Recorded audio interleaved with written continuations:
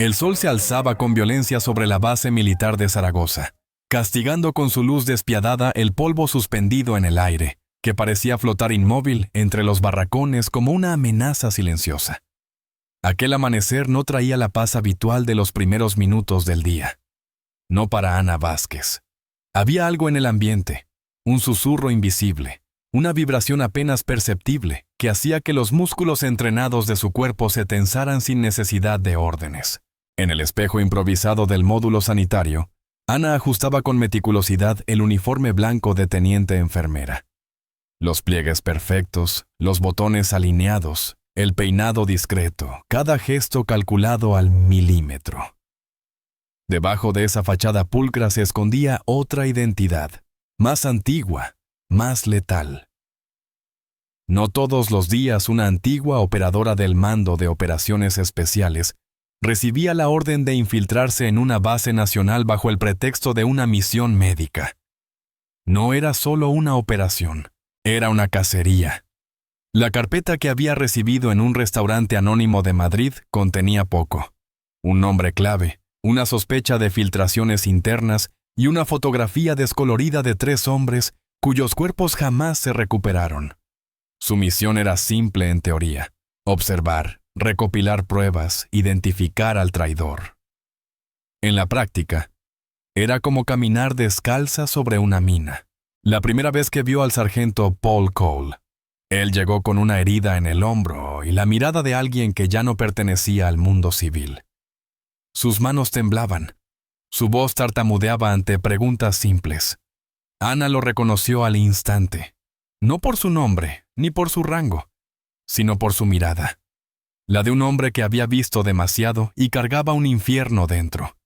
Aquella tarde, mientras le limpiaba la herida en silencio, supo que era una bomba a punto de estallar y que estaría cerca cuando ocurriera. Pasaron los días.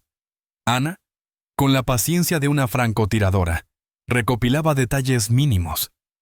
Cambios en los turnos de vigilancia, anomalías en los informes de patrulla, horarios sospechosos en las comunicaciones cifradas. Lo escribía todo con un código médico en su cuaderno de trabajo. Nadie sospechaba que alergia al ibuprofeno significaba riesgo de fuga. La tormenta llegó una mañana. La puerta de la enfermería se abrió de golpe a las 10:37.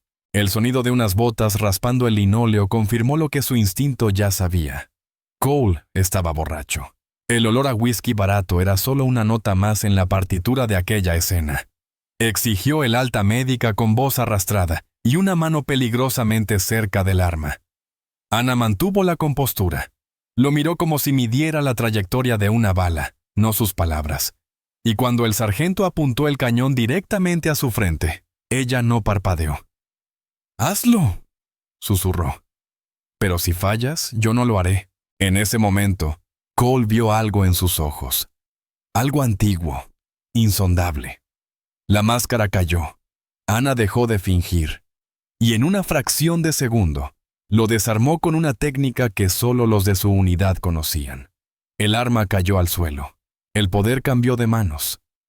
El silencio posterior no fue alivio. Fue revelación. Ella sabía quién era él. Él entendió quién era ella. Y ambos sabían que, desde ese momento, estaban atados por un secreto más grande que cualquier orden. La tensión se transformó en alianza. Por primera vez, Ana compartió parte de su misión con alguien dentro de la base. Alguien que también había perdido amigos en operaciones fallidas. Alguien que no creía en las casualidades. El nombre que surgía una y otra vez era el del capitán Rivas. Demasiadas coincidencias. Demasiados errores encubiertos. La conversación terminó con una promesa no escrita. Si querían sobrevivir, tendrían que confiar el uno en el otro. Aunque confiar, en ese lugar, era la forma más rápida de morir. La siguiente fase se acercaba. Ana lo sentía, como el olor de la lluvia antes de la tormenta. A lo lejos, un cuervo graznó sobre el techo oxidado del barracón. En la guerra, todo presagio es una advertencia. El reloj marcaba las 11:02. Esa noche, El desierto que rodeaba la base militar de Zaragoza estaba en silencio. No era el silencio natural de las dunas, sino uno espeso, artificial, como si incluso el viento hubiese sido obligado a callar. Ana se desplazaba con la precisión de un metrónomo. Había memorizado la ubicación de cada cámara de seguridad, cada rincón ciego, cada turno de guardia. Vestía su uniforme de enfermera, pero bajo el brazo llevaba una carpeta que no contenía historiales médicos, sino el disfraz perfecto para atravesar los pasillos del edificio administrativo sin levantar sospechas. El objetivo, la oficina del capitán Rivas. Una habitación cerrada a cal y canto, cuyo interior podía contener la clave para entender quién estaba saboteando las operaciones del ejército. Paul Cole, ahora sobrio y de nuevo centrado, vigilaba desde el exterior, oculto en el techo de un módulo de suministros, con un fusil de precisión y los nervios tensos como cables de acero. Cuando Ana giró la esquina, una luz inesperada se coló por debajo de una puerta entreabierta. Se pegó a la pared, su respiración contenida. Una figura estaba dentro, escribiendo en un terminal. No era Rivas, era Rodríguez, el técnico de comunicaciones recién transferido. No estaba en la lista de sospechosos. Ana tomó una decisión en segundos. Adoptó la expresión cansada de quien ha terminado un turno de 16 horas y llamó suavemente a la puerta. Rodríguez levantó la vista, sorprendido. «Teniente Vázquez», saludó. «¿Todo bien?» Ana sonrió con cansancio y levantó la carpeta. «Buscaba al teniente Chen. Necesito entregarle unos resultados que solicitó con urgencia». Su tono era perfectamente creíble. Rodríguez negó con la cabeza. «Está en el perímetro norte. Cambio de última hora». Esa frase hizo que el corazón de Ana se acelerara. Otro cambio inesperado. Demasiados. Demasiado frecuentes. Fingió indiferencia. Pero en su mente todo se movía como piezas en un tablero. «Pasa constantemente», murmuró. «Sánchez debía liderar el convoy de evacuación médica mañana, pero lo ha sustituido Williams, según me informaron». Rodríguez frunció el ceño. Un gesto sutil, casi imperceptible. Pero Ana lo detectó. Esa microexpresión delataba sorpresa. ¿O mentira? «Eso es extraño», dijo el técnico. «Esos cambios se notifican primero desde este terminal». Ana asintió, reforzando el vínculo de camaradería. «Ya sabe cómo es esto. La mano derecha nunca sabe lo que hace la izquierda». Rió débilmente, y él hizo lo mismo. Un instante de complicidad. Entonces ella lanzó la última pregunta. «¿Sabe si el capitán Rivas está aún en la base?» Rodríguez miró su reloj. «Salió hace una hora, dijo que tenía videoconferencia con el mando central, desde el puesto Delta». Ana sintió un nudo en el estómago. El puesto Delta había sido destruido 3 semanas antes. No quedaba nada operativo allí. Esa mentira era demasiado burda como para no ser deliberada. Sin decir nada más, se despidió y salió caminando con calma. Al girar la esquina, envió un mensaje cifrado desde su móvil, usando una app médica inofensiva. «Paciente ausente. Proceder con tratamiento preventivo según protocolo». La respuesta llegó al instante. «Entendido. Distracción en T10 minutos. Proceder con cautela». Ana se desvió en silencio hacia la oficina de Rivas. En su mirada no había miedo. Había una determinación que quemaba como acero fundido. Esa noche no dormía nadie. Ni los traidores, ni los que estaban por descubrirlos. El edificio administrativo de la base militar parecía muerto por dentro. Las luces de emergencia parpadeaban con un zumbido sordo, y el aire acondicionado, ineficiente como siempre, lanzaba ráfagas intermitentes que hacían danzar los papeles sobre las mesas. A las 02:45 horas, Ana Vázquez se deslizó por el pasillo como una sombra líquida. Su uniforme de enfermera había sido sustituido por ropa táctica negra, que absorbía la luz, y en su pecho latía un dispositivo que parecía un simple monitor de constantes, pero que era en realidad una terminal de transmisión satelital modificada. Desde lo alto de un almacén cercano, Paul Cole susurró por el comunicador. Punto de acceso despejado. 2 guardias.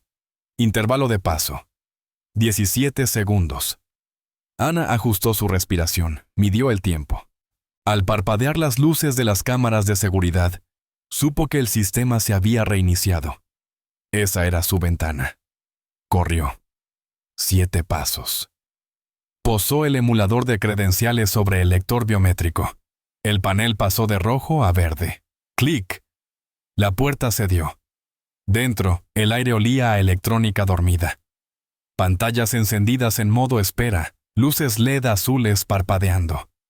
Ana extrajo su tablet, la conectó a la consola y activó la secuencia de intercepción. Las líneas de código fluyeron como sangre bajo sus dedos. Afuera, Cole marcaba cada segundo. 5 minutos y 40 segundos para llegada de Rivas. En el interior, Ana terminó de preparar el enlace con el satélite médico. Una señal cifrada viajaría directo a un canal de emergencia controlado por el almirante Schwarzkopf. Solo tendrían 90 segundos para enviar todo antes de ser detectados. Un pitido. El sistema reconoció su presencia externa. Ella se tensó. Desde el comunicador, la voz de Cole llegó como un ancla. Solo una alerta de reconocimiento. No hay protocolo de seguridad activado. Respiró. Continuó. 3 minutos, informó Cole. Está solo. Ana se deslizó bajo una de las consolas, un hueco apenas suficiente para ocultarse. El lugar era estrecho, opresivo, pero el entrenamiento SEAL incluía saber inmovilizar el cuerpo y la mente. Desde allí, podía ver el reflejo de la pantalla principal. A las 02:48, Rivas entró. Sus pasos eran tranquilos, seguros. Se sentó frente a la consola y comenzó su ritual. Acceso no registrado. Protocolo Omega. Palabras que Ana entendía mejor que él. La pantalla se iluminó. Un rostro semioculto apareció. Voz distorsionada. Informe de situación. Rivas respondió con frialdad. Última fase confirmada.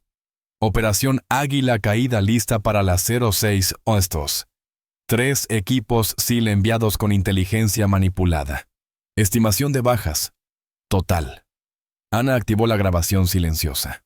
Cada palabra era un clavo en un ataúd colectivo. La voz al otro lado asintió. Eliminados esos equipos. Procederemos a la entrega principal. Coordenadas actualizadas. Más datos. Más pruebas. La traición completa. Ana contuvo la respiración mientras el sistema descargaba el contenido. Apretó los dientes cuando Rivas añadió. El pago se completará tras el éxito de la operación. Los últimos bytes de información fueron capturados. La evidencia era completa. El rostro en pantalla murmuró. Buen trabajo, capitán. Sus vacaciones están aseguradas. Desconexión. Rivas comenzó a borrar rastros, pero ya era tarde. Transmisión completada, susurró Ana, más para sí que para Cole. La voz del sargento llegó con urgencia medida. Rivas vuelve. 2 escoltas. Tiempo estimado. 45 segundos. Ana desconectó la tablet y colocó una carga cegadora junto a la puerta. La ventana lateral era su salida. Todo debía ejecutarse en menos de 1 minuto. Cada músculo de su cuerpo se preparó. Cuando la puerta comenzó a abrirse, Ana activó la carga. El fogonazo iluminó todo el pasillo.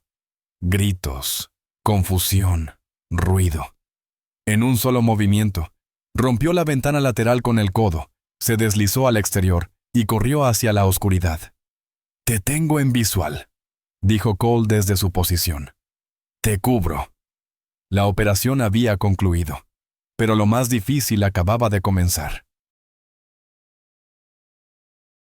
El amanecer aún no había roto el horizonte cuando Ana y Cole, ocultos entre las formaciones rocosas a 5 kilómetros de la base, observaban la escena con prismáticos de largo alcance. Helicópteros de reconocimiento surcaban el cielo. Las luces de los blindados recorrían el perímetro como luciérnagas mecánicas. Desde su posición elevada, veían cómo el caos comenzaba a infiltrarse en la estructura de mando. «La transmisión llegó», susurró Ana. «Schwarzkopf ha confirmado recepción». Cole asintió en silencio. Su rostro estaba endurecido, pero sus ojos volvían a brillar con la chispa de quien ha recuperado el sentido de su misión. Aquella noche habían sido cazadores, y la presa era la verdad. Pero ahora eran también fugitivos. Ambos sabían que la red de traición no se iba a desmontar sin resistencia. A través del escáner de radio portátil, Ana interceptó una transmisión inquietante. El general Whitfield, superior directo de Rivas, estaba autorizando la salida inmediata de los 3 equipos SEAL hacia el sector Bravo 9, a pesar de todo. «Van a completar la operación antes de que la intervención llegue», dijo Ana, furiosa. «Quieren sacrificar a los equipos antes de que puedan detenerlos», concluyó Cole. 45 hombres. «No podemos permitirlo». Ana extrajo de su mochila un pequeño comunicador táctico, modificado para acceder al canal de emergencia de los operadores SEAL.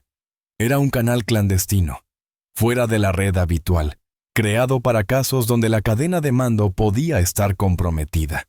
«¿Estás segura?», preguntó Cole. Ana lo miró a los ojos. No dijo nada, solo activó el dispositivo y habló con voz firme. «Atención, equipos Tridente. Aquí, Sierra Actual.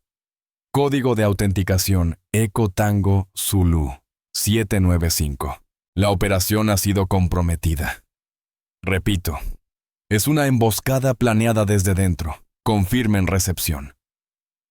El silencio fue opresivo. El desierto entero pareció contener el aliento.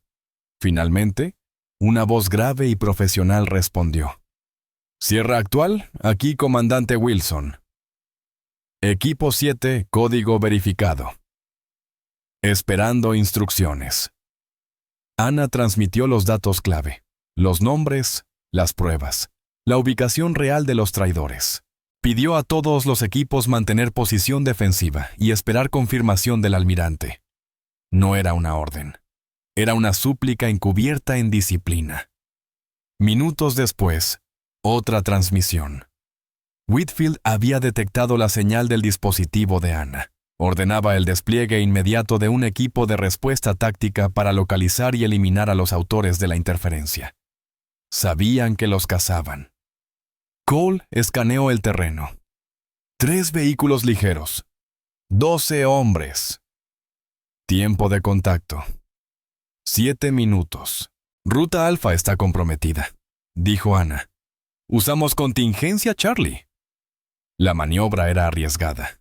En lugar de huir, se moverían hacia una posición más alta, rocosa, que les ofrecía cobertura visual y posibilidad de extracción. Tenían que ganar tiempo. Sabían que el equipo de intervención liderado por Schwarzkopf venía en camino. Mientras avanzaban entre las piedras, una nueva voz surgió en el canal. «Sierra Actual. Aquí Halcón 1. Perímetro este asegurado. Rivas detenido. Whitfield atrincherado en el búnker. Necesitamos su ubicación para extracción prioritaria». Ana dudó. No por miedo, sino porque sabía que aún había una última oportunidad de neutralizar por completo la amenaza. «Halcón 1», respondió. «Nuestra posición está comprometida. Recomiendo centrar esfuerzos en capturar a Whitfield antes de que borre más pruebas». La respuesta fue inmediata. «Negativo, Sierra. Sus datos son clave. Envíen coordenadas». Apache en ruta. Extracción en 7 minutos. Ana y Cole intercambiaron una mirada. No necesitaban palabras. Ajustaron su trayectoria hacia un claro natural, protegido por rocas. Un lugar perfecto para el aterrizaje. El zumbido del helicóptero llegó como un latido creciente. A lo lejos, los vehículos enemigos ya divisaban su posición, pero también ellos eran visibles desde el aire. El Apache apareció como una sombra imponente. «Objetivo hostil localizado», anunció la aeronave. Depongan armas o serán neutralizados. Los soldados enemigos, confundidos y superados, comenzaron a rendirse. No era cobardía. Era la rendición ante una verdad ya demasiado evidente. Un segundo helicóptero descendió, el Black Hawk que los llevaría de vuelta. Anna y Cole abordaron bajo la mirada firme de los operadores de élite. Nadie dijo una palabra. No hacía falta. Mientras se elevaban, Anna miró hacia abajo. La base se hacía pequeña. La traición, en cambio, había sido enorme. Pero por primera vez sentía que quizás, solo quizás, la verdad estaba ganando terreno. Y eso, para un guerrero, era suficiente. El interior del Black Hawk vibraba con la fuerza de sus rotores, pero en su interior se respiraba un silencio reverencial. Anna y Cole permanecían sentados frente a frente, con los uniformes ennegrecidos por el polvo, los ojos rojos por la tensión, pero con el cuerpo aún en estado de alerta. El helicóptero sobrevolaba la base, ahora rodeada por un despliegue que parecía sacado de un manual de intervención de alto nivel. Patrullas coordinadas, blindados en las entradas, y un nuevo centro de mando móvil, instalado junto a la pista de aterrizaje. Al aterrizar, los recibieron dos oficiales con uniforme negro sin insignias visibles. Les indicaron, sin palabras, que lo siguieran. Cruzaron el perímetro entre miradas que se apartaban con respeto.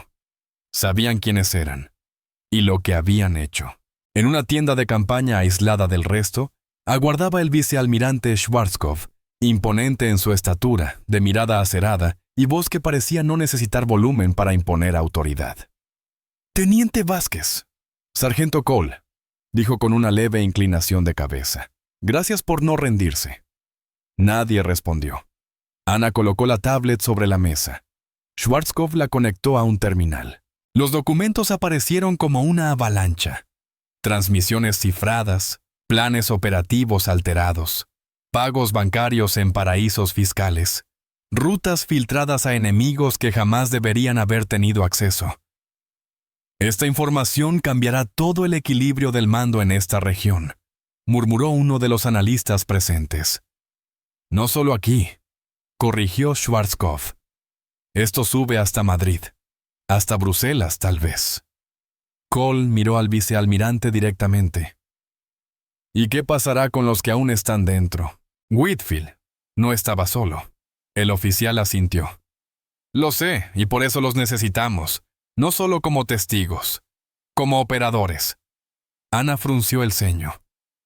«¿Está pidiéndonos que sigamos dentro?» «No solo lo pido, lo necesito. Esta operación ha terminado.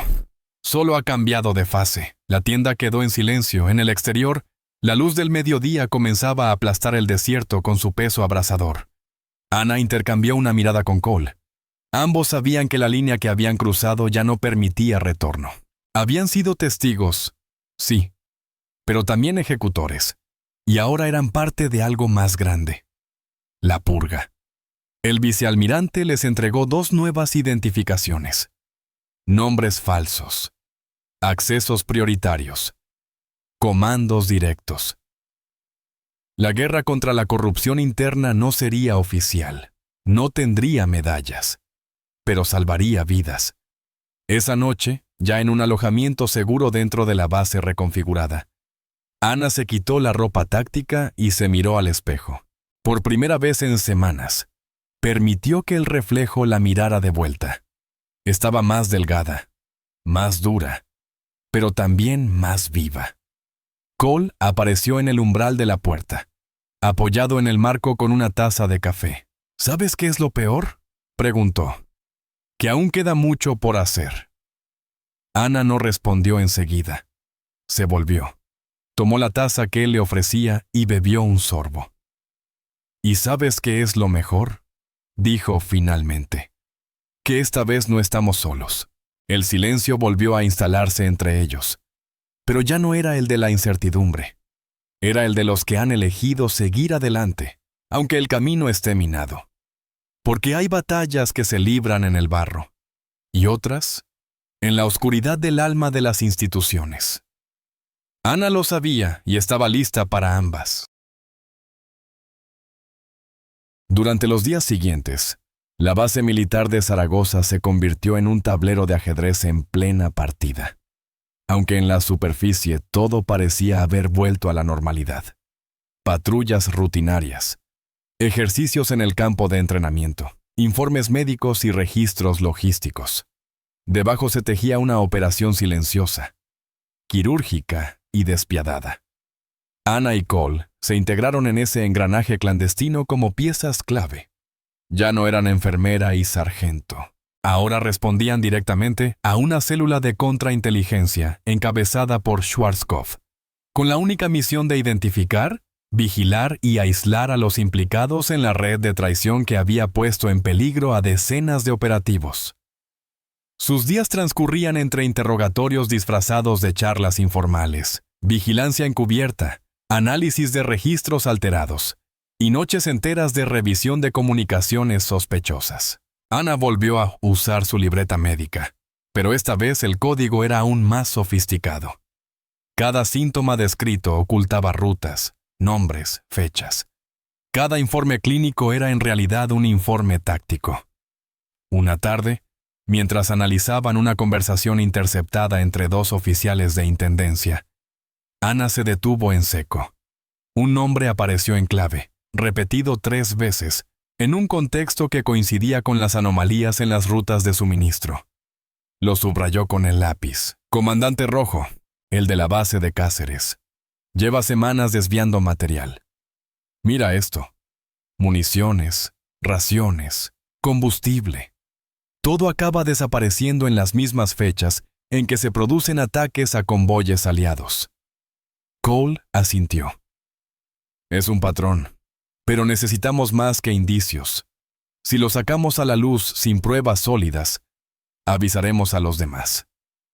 Ana pensó un segundo. Luego se levantó. Lo que necesitamos es una prueba en tiempo real. Y tengo una idea.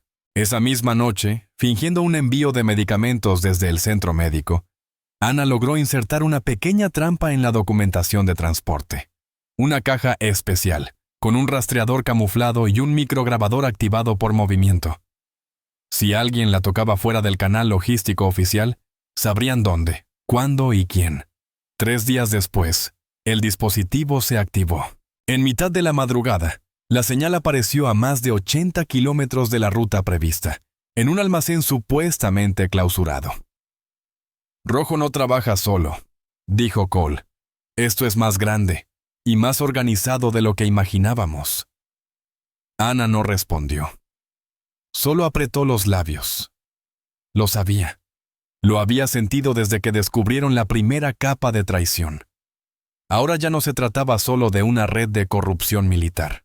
Había indicios de conexiones con actores externos, posiblemente incluso de carácter geopolítico. Schwarzkopf autorizó un operativo relámpago. Ana y Cole participarían como observadores encubiertos, pero sabían que si algo salía mal, estarían solos. En la madrugada del asalto, el almacén fue tomado con precisión quirúrgica. No hubo tiempo para destrucción de pruebas. Entre cajas de armas, combustible y uniformes alterados, encontraron documentación con sellos de varias unidades comprometidas. Rojo fue detenido. Y con él, otros 4 oficiales. Pero al revisar los documentos, Ana descubrió algo más. Un nombre que no esperaba encontrar. El suyo. Aparecía en una lista de elementos a eliminar si comprometen la operación. Durante un instante, todo se detuvo. No por miedo, sino por lo que significaba. Alguien dentro del propio contraespionaje la había señalado como amenaza. Esto no ha terminado, dijo Cole, leyendo su expresión. No. Solo hemos abierto la segunda puerta. Y lo que hay detrás no es una red, es un sistema, la base, el país, el uniforme. Todo parecía intacto desde fuera, pero por dentro se estaba desmoronando lentamente. Y Ana entendía, con una lucidez brutal, que lo que venía ahora sería más peligroso que cualquier combate. Porque ya no lucharían contra traidores aislados. Lucharían contra un monstruo con 1000 caras, y no todos los aliados serían lo que aparentaban ser. La madrugada siguiente, un convoy no autorizado cruzó los límites exteriores de la base militar de Zaragoza. En su interior, ocultos bajo mantas térmicas y camuflaje irregular, Ana y Cole viajaban sin documentación oficial, sin insignias y sin garantías. El destino: una instalación secreta en los Pirineos, donde, según información filtrada por una fuente anónima, se coordinaban operaciones encubiertas con ramificaciones que alcanzaban hasta el extranjero. El vehículo se detuvo antes del amanecer. Un silencio espeso envolvía el entorno, roto solo por el murmullo lejano del viento entre los árboles y el crujido del motor aún caliente. Ana descendió primero, con el rostro endurecido por noches sin sueño. Cole la siguió, más silencioso que nunca. Lo que encontraron dentro del antiguo refugio militar les heló la sangre. No eran oficinas, era un centro de mando alternativo. Pantallas encendidas, mapas digitales con operaciones activas, grabaciones de vigilancia de sus propios movimientos, imágenes suyas tomadas desde puntos que creían seguros. Habían sido seguidos, estudiados. Hemos estado bailando sobre una trampa desde el principio, murmuró Ana, conteniendo la rabia. Cole asintió. Se acercó a una terminal y conectó el módulo de datos que llevaban consigo. Copió todo. Cada archivo, cada imagen, cada orden firmada por mandos que, oficialmente, jamás habían tenido contacto con los implicados. En una de las pantallas apareció una transmisión entrante, un rostro distorsionado. Posmodificada. Sois persistentes. Demasiado para vuestro propio bien. Ana no respondió. Solo grabó. Cole, sin apartar la mirada, respondió con voz seca. No servimos a los nombres, servimos a los principios. Vosotros los habéis olvidado. La señal se cortó. Una sirena de baja frecuencia comenzó a sonar desde el subsuelo. Habían activado el protocolo de autodestrucción. 5 minutos, dijo Ana, calculando el tiempo mentalmente. Salieron corriendo por el pasillo de acceso, activando el protocolo de evacuación. El convoy les esperaba a 1 kilómetro, pero no llegarían sin ser detectados. A su espalda, el complejo comenzaba a vibrar. Explosiones controladas sellaban los accesos, eliminando pruebas, destruyendo archivos que podían reescribir la historia de las operaciones militares en España. Cuando llegaron al punto de extracción, el cielo ya empezaba a clarear. El helicóptero que los recogió no tenía marcas, ni saludo, solo una orden simple del piloto. Subid. Desde el aire vieron cómo el refugio colapsaba en sí mismo. Una explosión precisa, sin llamar demasiado la atención. Otra grieta más en la fachada del sistema. Horas después, en una ubicación no revelada, Schwarzkopf los recibió. El vicealmirante los observó en silencio largo rato, como quien contempla 2 piezas que no encajan pero son necesarias. No puedo ofreceros protección, dijo, sin rodeos. Pero sí puedo ofreceros elección. Extendió 2 sobres cerrados. Uno contenía identidades nuevas, destinos falsos, salida segura. El otro, una hoja con coordenadas, un objetivo y una sola palabra. Continuar. Ana no dudó. Tomó el segundo sobre. Cole, sin decir nada, hizo lo mismo. El vicealmirante asintió. Entonces, que sepáis esto, si caéis, no os rescatarán. Si ganáis, nadie lo sabrá. Pero si os rendís, lo habrán conseguido. Ana y Cole se marcharon sin despedirse. Caminaban hacia un horizonte incierto, sin respaldo oficial, pero con algo más fuerte que cualquier uniforme, la certeza de que aún quedaba algo que defender. A lo lejos, el viento soplaba entre las montañas, y en su eco resonaba la única promesa que ambos sabían que jamás romperían. Nunca abandonar al compañero caído, nunca vender el alma al silencio. Nunca rendirse. Suscríbete al canal, deja un comentario y comparte el video.